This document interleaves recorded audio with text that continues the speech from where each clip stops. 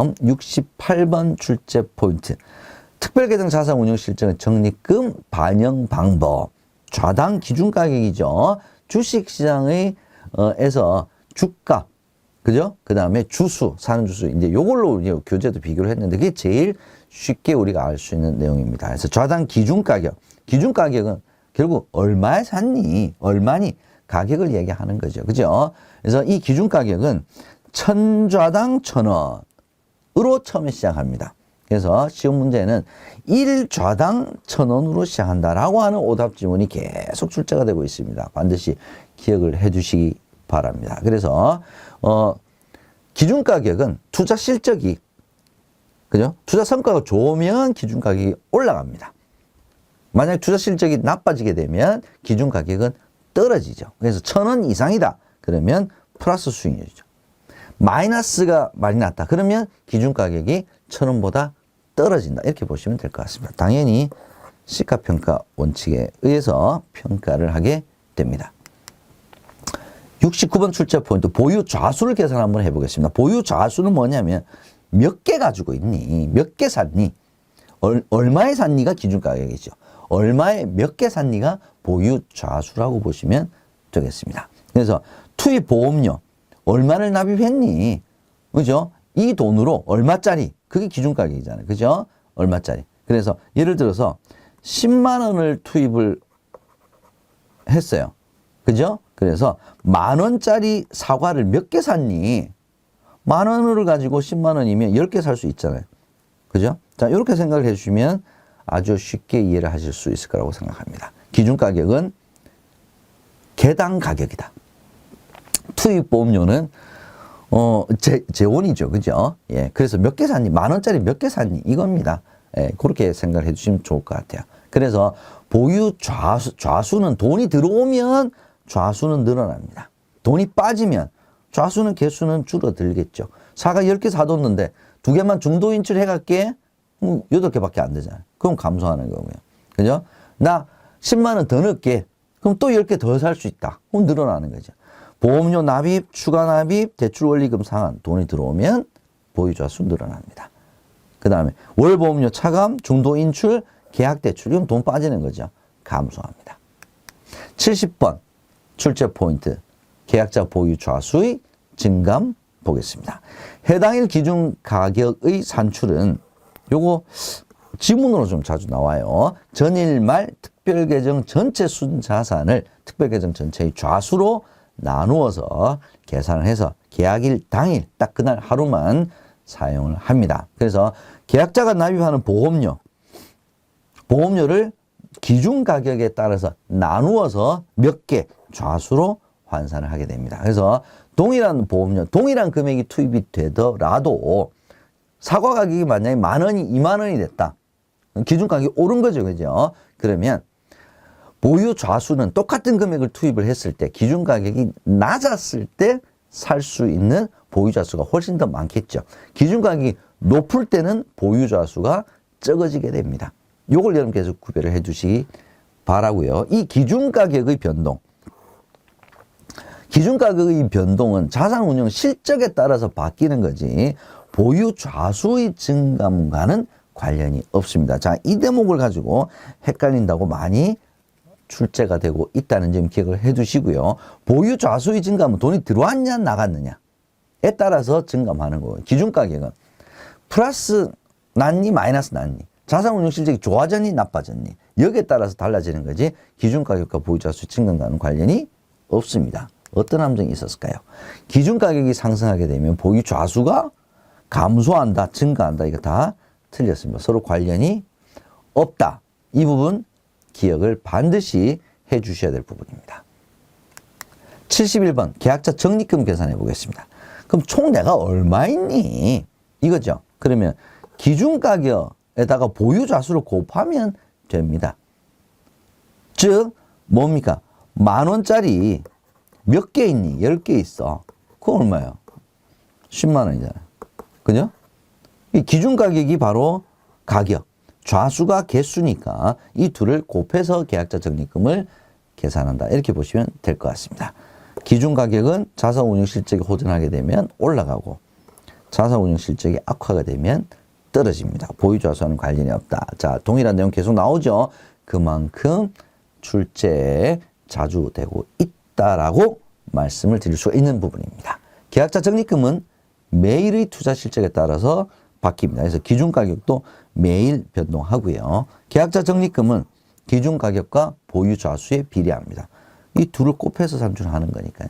기준 가격이 올라가게 되면 10,000원짜리 산 게 20,000원 됐다. 그럼 계약자 적립금은 평가 금액이 올라가겠죠. 가격은 똑같은데 10개를 더 샀어. 20개 샀어. 그럼 총 금액은 당연히 올라가겠죠. 그렇게 생각해 주시면 되겠습니다. 다음 72번 출제 포인트 자산운용 현황 보겠습니다. 자, 이 표도 한 번씩 시험 문제에 출제가 되고 있습니다. 기준 가격 1,360원. 항상 1,000원에서 시작한다 그랬죠. 1,000원에서 시작해서 1,360원이 되었는데 기준 가격은 매일매일 계산한다 그랬죠. 오늘 2원이 올라서 1,360원이 되었습니다. 그럼 전일의 기준 가격은 얼마냐?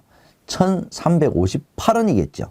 2원이 올라서 1,360원이 되었으니까 1,000원이 1,360원이 되었으니까 누적 수익률은 36%고요. 연 환산 수익률 6%. 매년 6%씩 해서 36%가 됐다. 몇 년 경과한 펀드냐? 6년 경과했네요. 이렇게 보시면 될 것 같습니다. 자, 2번 먼저 보겠습니다. 전일 대비 2원 올랐다라고 하는 것은 전일의 기준 가격은 1,358원이라는 거죠. 그러면 전일과 오늘 똑같은 보험료를 납입을 했다. 그러면 전일이 더 쌌죠. 그래서 전일 환산되는 보유자수가 1,360원, 오늘 환산되는 보유자수보다는 더 많을 겁니다. 왜? 기준 가격이 싸니까. 누적 수익률 제가 말씀드렸죠. 1,000원에서 1,360원이 되었고 6년 경과된 펀드고요. 자, 이 내용이 시험 문제 자. 상기표로 최근 1년간의 수익률은 알 수가 없습니다. 최근 1년간의 수익률 알 수 있다 그러면 다 틀린 겁니다. 연 환산 수익률은 6년을 기준으로 놓고 봤을 때 매년 6% 정도씩 난 것 같아.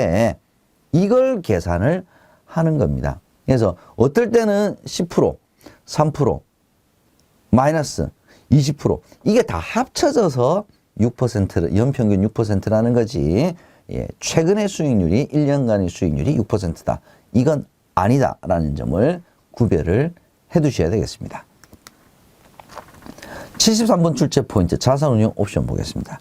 시험 문제 굉장히 많이 출제가 되는 부분이죠. 자, 4가지가 있습니다. 펀드 변경, 펀드별 편입 비율 설정, 자동 재배분, 오토 리밸런싱이죠. 보험료 평균 분할 투자 기능, DC. 자, 그래서 시험 문제는 다음 중 변액보험 자산운용 옵션에 해당되지 않는 것은 보험료 자동 인출 기능, 중도 인출 기능 뭐 이런 걸 넣어가지고 자산운용 옵션이냐 라고 물어보는 아주 쉬운 문제도 출제가 될 수가 있습니다. 이 4가지는 암기를 해 두시고요. 자, 펀드 변경은 뭐 주식형에 있다가 채권형, 혼합형으로 바꾸는 거죠. 일부만 바꿀 수도 있고 전부를 다 바꿀 수도 있다는 거고요. 펀드별 편입 비율 설정은 가입 시의 청약서상에 펀드별로 내가 비율을 나누어서 투자하는 거죠. 그죠? 그 다음에 자동 재배분은 뭡니까? 투자 성과에 따라 변동된 펀드 적립금을 처음에 예를 들어서 A 펀드, B 펀드, C 펀드, D 펀드가 있다면 30, 20, 예를 들어서 40, 10 이렇게 내가 이제 100으로 나눴다. 그러면 이제 매일매일 운용을 하게 되니까 성과에 따라서 얘가 비율이 변동을 할 수도 있습니다. 얘가 40이 됐다가 얘가 10이 되고 얘가 30이 되고 20 이렇게 바뀔 수가 있다는 거죠. 그럼 일정 기간마다 이렇게 바뀐 걸 다시 이 비율대로 최초 설정한 비율대로 자동으로 바꿔주는 것을 우리가 오토 리밸런싱 자동 재배분 기능이다 이렇게 얘기를 합니다. 자, 이 기능은 시험 문제에 자주 출제가 되고 있기 때문에 제가 설명을 드렸습니다. 보험료 평균 분할 투자 기능은 뭐 일시납으로 보험료를 한꺼번에 큰 금액을 납입을 할 수 있죠. 추가 납입을 할 때도 큰 금액 납입할 수 있죠. 근데 큰 금액을 납입했다고 해서 얘를 한 방에 다 특별 계정으로 투입을 하게 되면 딱 투입되는 그 시점에 주식시장의 가격 변동에 따라서 펀드 전체 영향을 너무 많이 미치죠. 그래서 얘를 월 적립식 투자처럼 목돈이 들어오게 되면 단기 채권형 펀드에 넣어놨다가 단기 채권형 펀드에는 안정적으로 이자가 나죠. 그죠? 매월 계약 해당 일마다 12분의 1로 나눠서 뭐 12달 동안 매월 정기적립 형태로 이런 식으로 투자하는 기능을 평균 분할 투자 기능이라고 얘기를 합니다. 그래서 월납 계약에는 보험료 평균 분할 투자 기능이 필요가 없습니다. 왜? 그 자체가 바로 평균 분할 투자 기능이 적용이 되고 있기 때문에 그렇죠. 74번 보겠습니다. 자, 펀드 변경 기능 좀 더 자세하게 고객의 간접 선택권. 그죠? 펀드 변경 최대 12회. 회사마다 좀 달라요. 자, 회사 방문을 통해서만 할 수 있는 것이 아니라 홈페이지, 콜센터, 모바일에서도 가능합니다. 리스크가 서로 다른 펀드로도 가능합니다. 이 부분이 다 시험 문제 나올 수 있는 부분이죠. 오토 리밸런싱, 펀드 자동 재배분 보겠습니다. 이 기능 선택은 체결 시에도 할 수 있고요. 보험계약 기간 중에서도 언제든지 선택이 가능합니다. 여기서 함정은 펀드 자동 재배분 기능에서 투자 비율 설정은 계약 체결 시에만 할 수 있다. 이런 함정이 한 번씩 나옵니다. 기억을 해 주시기 바라고요. 다음 75번 평균 분할 투자 기능 DCA죠. 그죠? 일시나 보험료, 추가 납입 보험료. 주로 고액 자금을 일시에 납입할 경우에 평균 분할 투자 불안정성을 해결하기 위해서 개발된 기능. 월납 계약은 이미 평균 분할 투자가 적용이 되고 있는 구조다라는 점 제가 설명드리니까 다시 한번 복습을 해 주시고요. 순수 주식형 펀드의 주식형 적립금 자동 이전 기능. 얘를 물어보는 문제가 한번 출제가 된 적이 있어서 제가 소개를 드립니다. 순수 주식형 펀드의 계약자 적립금이 주식형 최대 편입 비율을 초과할 수가 있습니다. 성과가 좋을 경우에. 자동으로 연계약 해당일 기준가격을 적용해서 채권형으로 이전하는. 즉, 주식 최대 편입 비율을 초과했다는 것은 성과가 좋았다는 뜻. 즉, 수익을 났을 때는 일정 부분 안정형인 재산으로 옮겨 놓을 수 있는 안정적인 투자를 할 수 있는 기능이다. 이렇게 보시면 되겠습니다. 다음, 여기도 함정이 있었네요. 고액의 일시납 계약보다 월납 계약에서 활용될 때 안정성 효과가 극대화된다. 월납 계약은 이미 적용이 되고 있다 그랬죠. 얘를 구별해 주시기 바랍니다. 76번 출제 포인트 보험료 납입 보겠습니다. 자, 변액종신, 변액연금보험은 납입 방법이 똑같습니다. 얘는 암기를 해 주십시오. 월납과 일시납만 가능합니다. 일시납은 한 방에 다 보험을 다 납입하는 거죠. 그래서 단기납이 뭡니까? 보험료 납입기간이 보험기간보다 짧은 게 단기납이죠. 그래서 일시납을 할 수 있다는 것은 단기납이 가능하다는 거죠. 그래서 변액종신보험의 보험료 납입은 일시납이 가능하며 단기납으로는 운영하지 않는다. 말이 안 되는 함정들이 이렇게 한 번씩 나옵니다. 변액 유니버셜 보험 같은 경우에는 이게 적립형이냐 아니면 보장형이냐에 따라서 조금 다르죠. 그래서 기본적으로 뭐 월납이다, 일시납이다라고 하는 개념 자체가 변액 유니버셜에는 적용이 되지 않는다 이렇게 보시면 될 것 같습니다. 여기서 뭐 중요한 것은 의무 납입 기간 이후에 납입 중지 가능하다. 추가 납입은 언제라도 가능하다. 요건 구별해 주시기 바라고요. 자, 요 이제 센텐스가 가로 넣기로 시험 문제 많이 나왔죠. 변액 유니버셜 보험의 보험료 자유 납입 기능에도 불구하고 계약 초기에 이 자유 납입으로 인해서 조기 효력 상실이 발생할 수가 있습니다. 이를 방지하기 위해서 대부분의 보험회사들이 뭘 설정하고 있냐? 의무 납입, 보험료를 의무 납입하는 의무 납입 기간을 설정해서 적용하고 있습니다. 그래서 의무 납입 기간 이후에 월대체 보험료를 활용을 하더라도 해약 환급금에서 월대체 보험료를 차감을 할 수 없을 정도로 줄어들게 되면 실효될 수도 있다. 특히 보장성인 같은 경우에는 위험보험료가 크죠. 그래서 조기 효력 상실될 가능성이 크기 때문에 뭐 과도한 중도 인출이라든지 아니면 보험료 납입을 좀 오랜 기간 동안 중지한다든지 이랬을 때는 실효가 될 수 있다. 이렇게 생각을 해주시면 되겠습니다. 77번 보겠습니다. 추가 납입. 보험료 추가 납입할 수 있죠. 선납도 할 수가 있습니다. 추가 납입 같은 경우에는 변액 연금보험과 변액 유니버셜 보험으로 나누어서 생각을 하는데 공통적인 거와 차이점을 구별해 주시면 될 것 같습니다. 자, 추가 납입 보험료는 언제든지 가능한 것이 아니죠. 연금 개시 이후에는 추가납입 못해요. 연금 개시 전 보험기간 중에 수시로 할 수 있습니다. 저축성이니까 기본보험료의 2배 이내에서 할 수가 있습니다.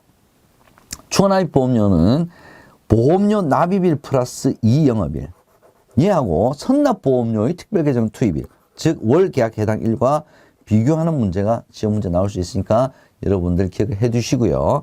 추가납입은 변액 유니버셜 같은 경우에는 적립형이든 보장형이든 언제든지 가능합니다. 적립형인 경우에는 저축성이니까 변액연금과 동일하게 기본보험료의 2배, 보장형은 기본보험료의 1배 이내에서 가능하다. 그래서 변액 유니버셜은 적립형이냐 보장형이냐 구별을 해야 된다는 말씀 드렸죠. 함정을 기본보험료를 기납입보험료의 2배. 사람들이 생각을 할 때 1배냐 2배냐 얘만 여러분께서 암기를 하신 경향이 있는데 기본보험료의 2배 이렇게 여러분께서 기억을 해 주시기 바랍니다. 선납보험료는요. 저축성인 경우에는 보험료 배수로 납입을 하고요. 보장성인 경우에는 평균 공시이율로 할인해서 납입을 한다. 이것만 여러분께서 기억을 해 주시면 될 것 같고요. 추가납입 보험료에서 추가납입 보험료를 투입을 할 때는 계약관리 비용을 차감을 하고 특별계정을 투입합니다. 그래서 추가납입 보험료는 전액 특별계정을 투입된다. 다 틀린 내용이 되겠습니다.